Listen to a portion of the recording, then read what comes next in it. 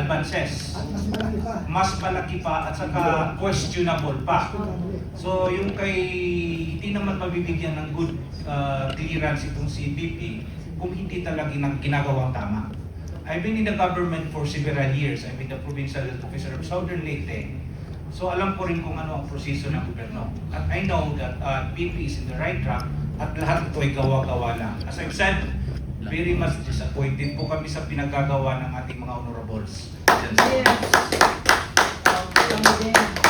Yun nung ano, no, malinaw yung ano, no, yung tinalakay ni Gov. Trumata, no, na mas malaki pa, no, ang papel ng gobyernong ito, no, compared dun sa ginagawa ni VP Sara, no, and yet, tila hindi nga accountable, no, masyado lang sila nakatutok sa 2028.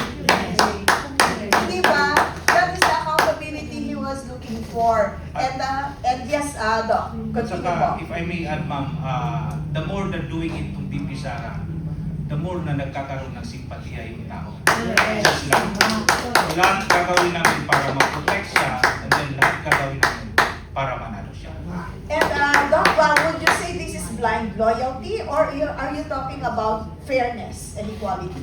Fairness po, kasi sinabi ko nga, alam natin na gawa-gawa lang ito lahat, at alam natin na demolition to para sa kanya because she is ang hope ng karamihan.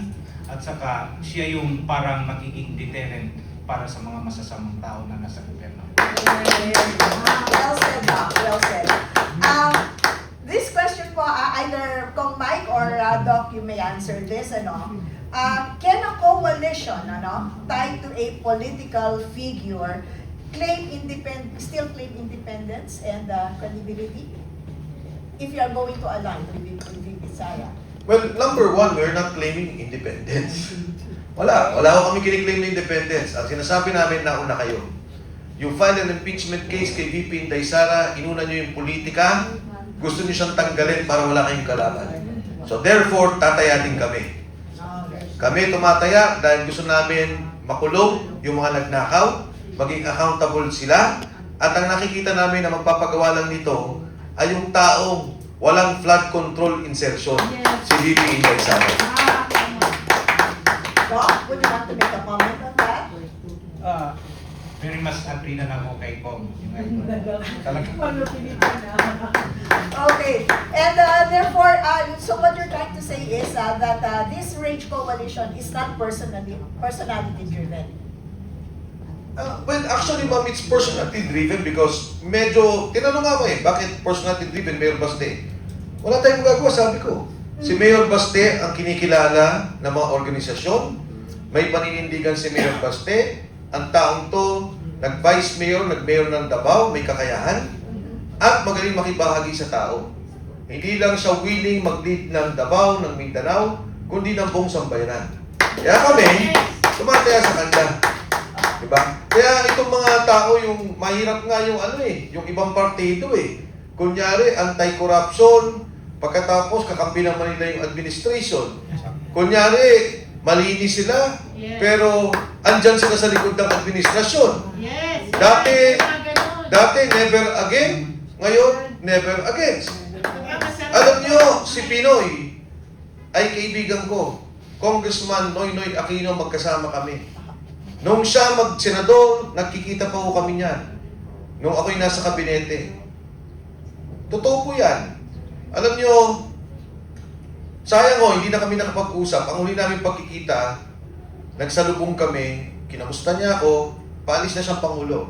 Sabi niya, magkita tayo. Sabi ko, sige, Mr. President. Hindi ko na nga matawag na Noynoy Sabi ko, sige, Mr. President, magkita tayo. May tinanong pa nga sa akin, Dok. Sabi niya, Mike, sino ba yung staff po na ganito na maganda ata yun? Sabi ko, titignan ko. Sabi ko, chichikin ko kung saan yan. Then nagtatawanan kaming dalawa. Tapos the last time I saw him, nung namatay po si Pinoy, ayaw na niya magpa-dialysis.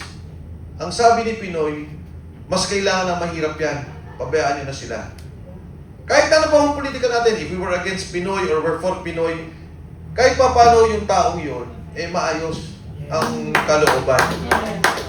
Kung buhay si Pinoy ngayon, at nakita niya yung partido niya na ganyan ang ginagawa, Naku, magwawala po yun. Yung tatay niya, lumaban kay Marcos Sr.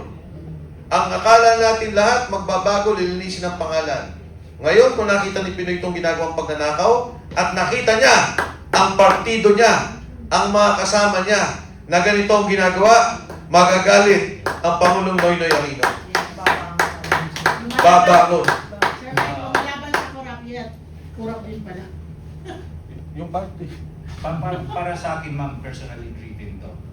Alam natin na mayroon tayong, may mali. Yes. Parihan tayo ng pinaglalaban. Tama.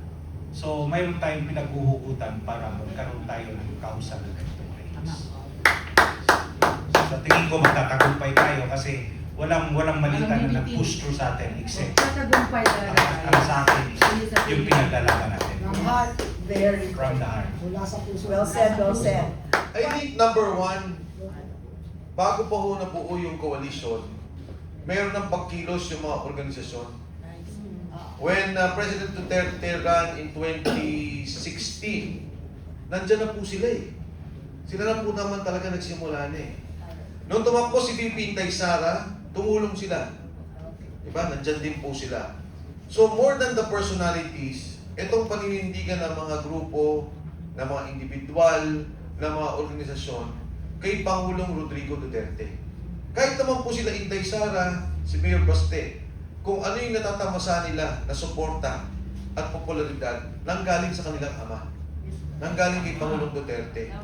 At tingin ko, yan po yung prinsipyo na pinaninindigan ng lahat. Yung prinsipyo pinangatawan ni Pangulong Rodrigo Duterte.